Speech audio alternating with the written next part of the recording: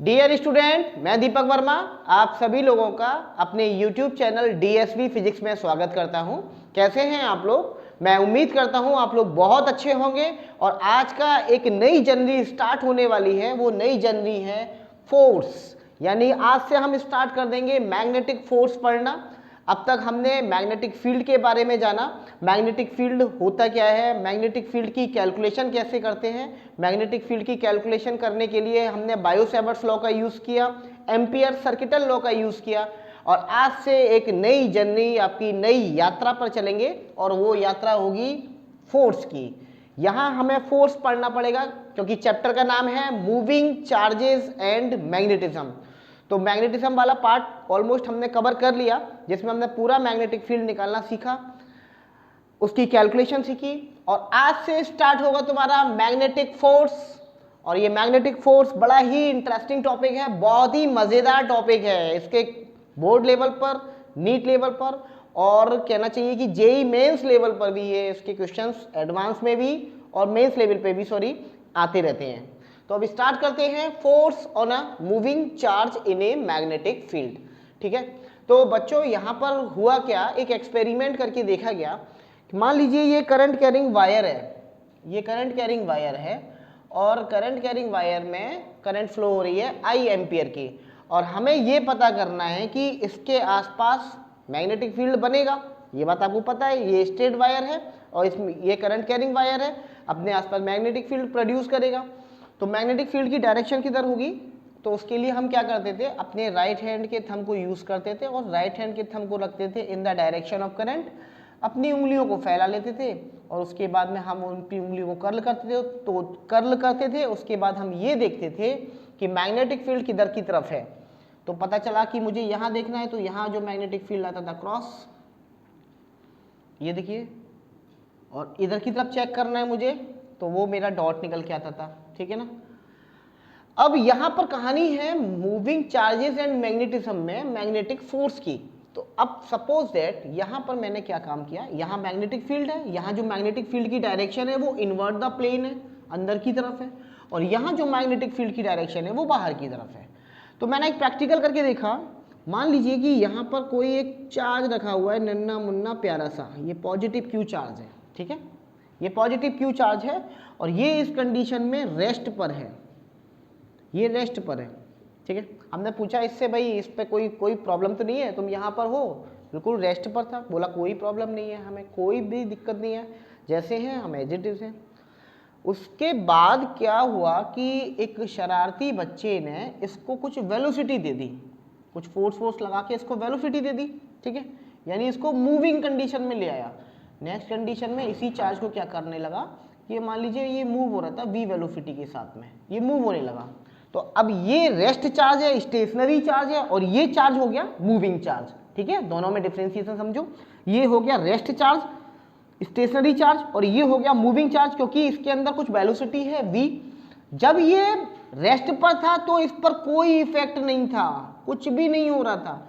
लेकिन जब ये v वेलोसिटी के साथ में मूव किया तो ये क्या हो गया, कुछ डिफ्लेक्ट हो गया, ये सीधे सीधे ना जाके कुछ डिफ्लेक्ट होने लगा।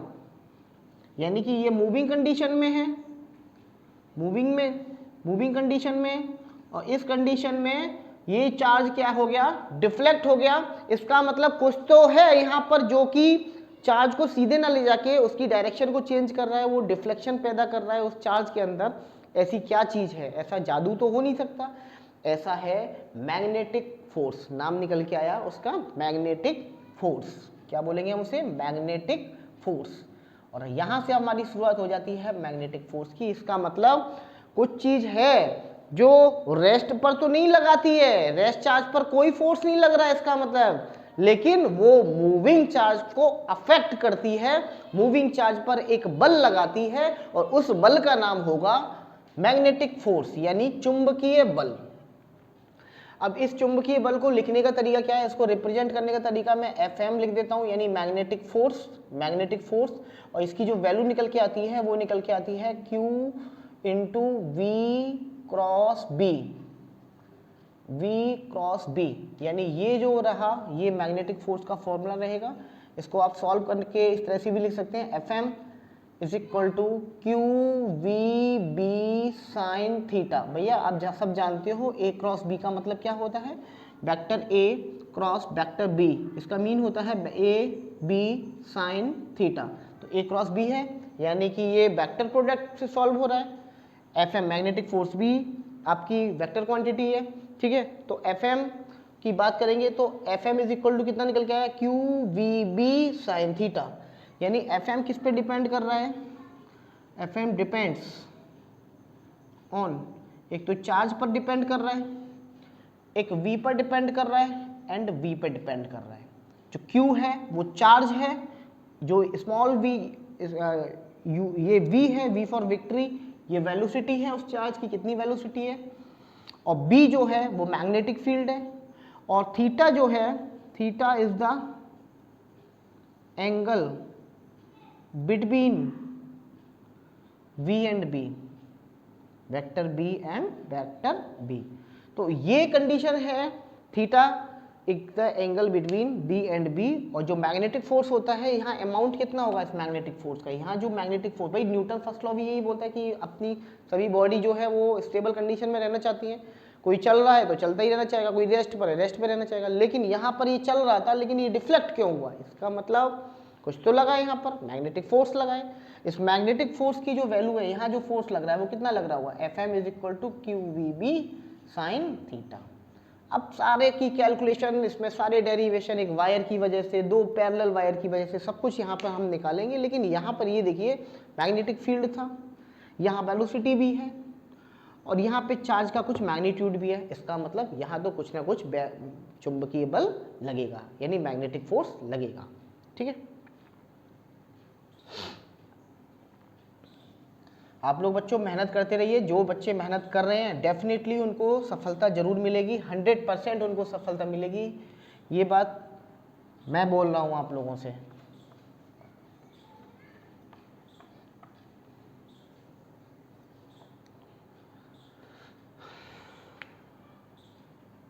Conditions of magnetic force to be zero. Magnetic force कब जीरो होगा, इसकी कंडीशंस क्या है, कभी कभी ये भी कॉम्पिटिटिव एग्जाम में पूछ लिया जाता है। तो बच्चों आपको पता है, बी नो दैट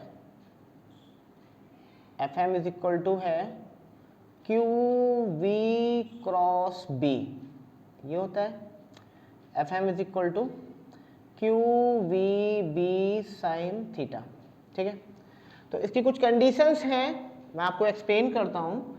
सबसे पहले नंबर पे, if Q is equal to zero, Q is equal to zero यानी कोई चार्ज नहीं।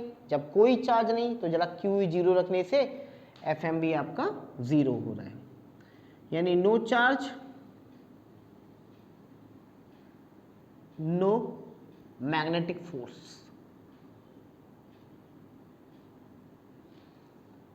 Second, if V is equal to zero,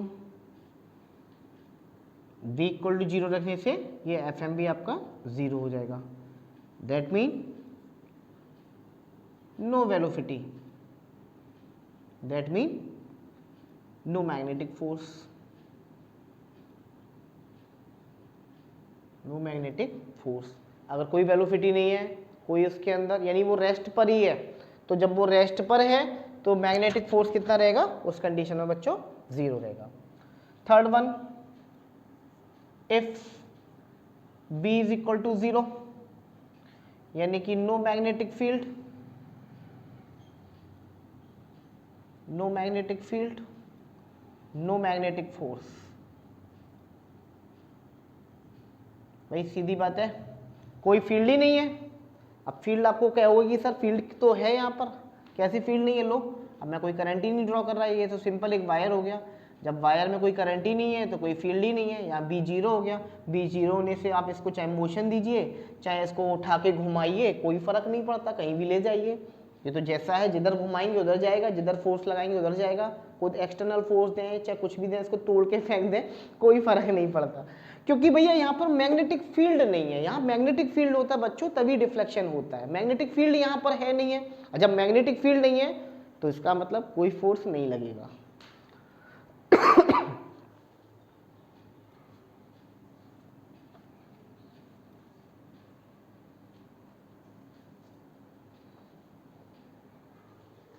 fourth number की कंडीशन पर बड़ा ध्यान देना है।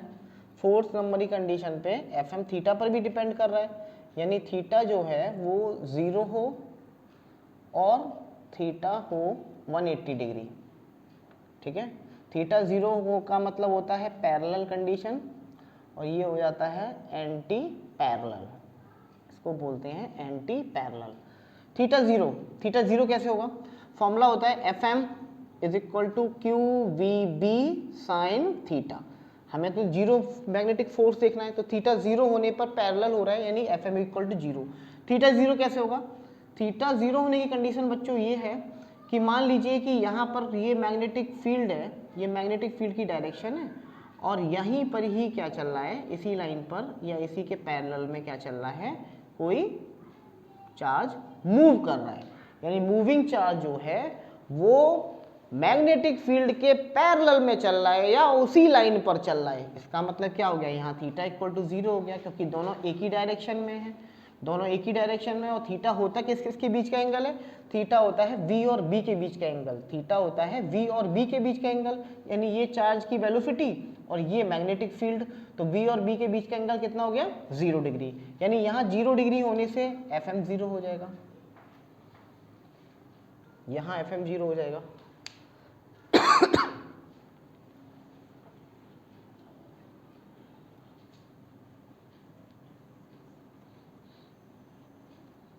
एक कंडीशन और हो सकती है बच्चों, जब थीटा को मैं 180 डिग्री रखूं, थीटा को 180 रखने का मतलब ये है, मान लीजिए ये मैग्नेटिक फील्ड की डायरेक्शन और ये आपका कोई चार्ज अपोजिट डायरेक्शन में मूव कर रहा है v वेलोसिटी के साथ में। इस बार v और b के बीच का एंगल कितना हो गया?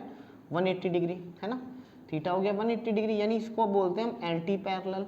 ये पैरेलल नहीं है, डायरेक्शन में वैसे पैरेलल है लेकिन डायरेक्शन इनकी अपोजिट है, एंटी पैरेलल हो गया।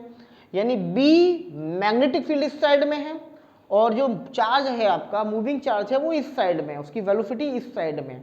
इसका मतलब थीटा 180 डिग्री है, थीटा 180 डिग्री पर क्या होगा? F M is equal to हो जाएगा Q V B sine 180। Sine 180 आप जानते हैं बच्चों 0 होता है, एफ एम इक्वल टू हो जाएगा 0। ये होता है मैग्नेटिक फोर्स। ठीक है, तो बच्चों मैग्नेटिक फोर्स कब कब 0 रहता है? जब कोई चार्ज नहीं तो कोई मैग्नेटिक फोर्स नहीं, जब कोई मैग्नेटिक फील्ड नहीं तो कोई मैग्नेटिक फोर्स नहीं, जब चार्ज के अंदर कोई वेलोसिटी नहीं, यानी चार्ज आपका अगर रेस्ट में रहेगा तो भी मैग्नेटिक फोर्स आपका 0 रहेगा।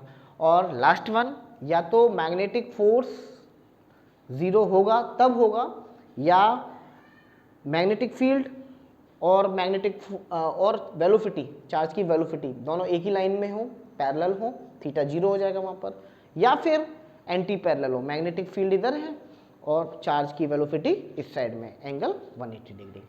तो आई थिंक ये टॉपिक मैग्नेटिक फोर्स का आज इंट्रोडक्शन था। नेक्स्ट लेक्चर में हम इसकी डायरेक्शन निकालना सीखेंगे और अच्छे अच्छे न्यूमेरिकल को भी कवर करेंगे। तो मेरे साथ पढ़ते रहिएगा। All the very best.